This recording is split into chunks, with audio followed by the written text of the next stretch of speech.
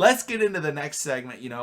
Yesterday, I believe it was yesterday was Thursday, put out a video talking about Jarvis Landry and the Ravens potentially bringing him in. I thought it was a really good idea. Today, Friday, it actually came out that Ravens are interested in Jarvis Landry by reputable sources. But let's talk about another wide receiver that I think we've talked about him maybe once before on the history of this channel, maybe once. Yeah. Every day for the span of 3 months. Yeah. Let's talk about Mr. Julio Jones. Julio Jones is a free agent wide receiver coming off of an injury. He's been an injury-prone guy the last couple of seasons. But he is an athletic freak when he is healthy. At 6'3", one of the most athletic, one of the best wide receivers in NFL history. He's a free agent. The Ravens could potentially bring him in because he is actually that jump ball, big play, veteran wide receiver that a lot of people believe the Ravens should target. Joshua, what are your thoughts on trying to bring in Mr. What's his first name? It's Quintez Lopez Jones. I can't remember if that's his exact name, but I believe it's Quintez, or I think it's Quintez Lopez Jones. I don't know. Don't get me telling those stories. I can't vouch for you on this one. But I mean, honestly, bringing in Mr. Julio Jones, I think that would be an upgrade to the wide receiver room. I know everybody's like, well, is it Quintez? It's Quintarius. Quintarius. Or Quintarius Lopez Jones. You was close. Yeah. We give you that. We give you the point. I tried.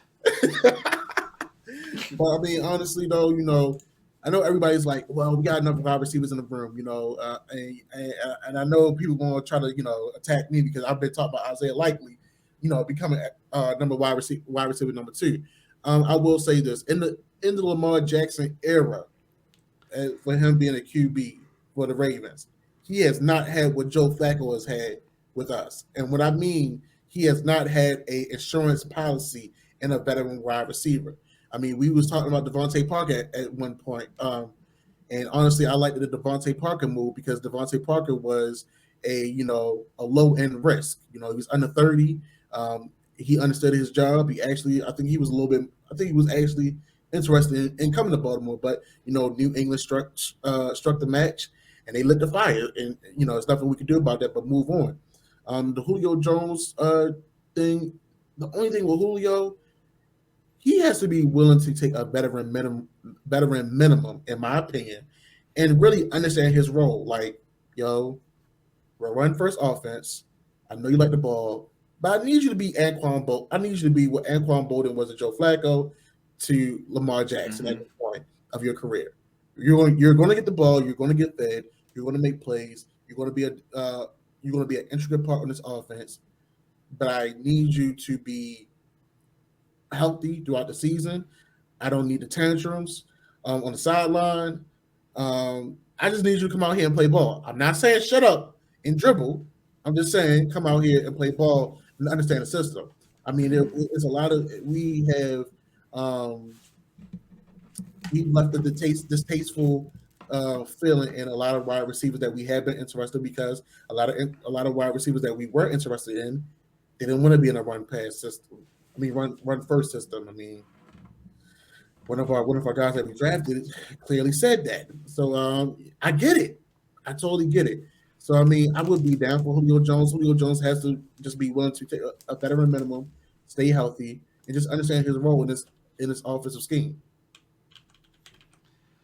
Yeah, Julio Jones suffered from Matt Ryan. And Matt Ryan, I think, is probably going to be a Hall of Fame quarterback, won an MVP. However, Matt Ryan is not a jump ball thrower. He can't throw a fade. He doesn't give wide receivers that type of opportunity, which is ironic because, that seems to be Julio Jones's best attribute, is he is so good with the ball in the air. He's so good, in goal line situations, but he's suffered, especially in recent years, because he just doesn't get the touchdowns because that's what he's good at, is those jump balls, and he's just not given them by Matt Ryan. Last year, ended up going to Tennessee, started in 10 games, 434 yards, 1 touchdown. I watched a lot of Titans games. Ryan Tannehill could not get him the ball. I watched so many times him overthrowing him underthrowing him, just missing him. Julio Jones, I felt like actually was playing relatively well, and Ryan Tannehill and him were not on the same page. I'm not trying to dog Ryan Tannehill. I'm just saying they were not on the same page. They could not get that chemistry. It was like watching Tyler Huntley and Mr. Marquise Hollywood Brown, right? Yeah. Nothing against either of them. They're both good players. But man, they could not complete a pass to each other. That seemed like Ryan Tannehill and Julio. They just could not do it together. I feel like the Ravens could actually utilize him. And I feel like they wouldn't need to use him in a sense where it's like, okay, Julio, come in and you need to be here every single play of every possession, doing everything for this team. I felt like that's what he needed to do with the Titans, was he needs to be a dominant force to help A.J. Brown and Derrick Henry. I think the Ravens just need him, hey, we need you to just play decent football and make some catches, right? They don't need him to go out and be a 1,400-yard receiver. They need him to go out there and be a 700-yard receiver and just say, hey, y'all got to respect Julio. Let's let Bateman have the number 2 corner. Or Julio's getting double teamed because he's Julio Jones. Let's go out there, throw it to Rashad Bateman, throw it to Mark Andrews. Get the focus off of Money Man Mark.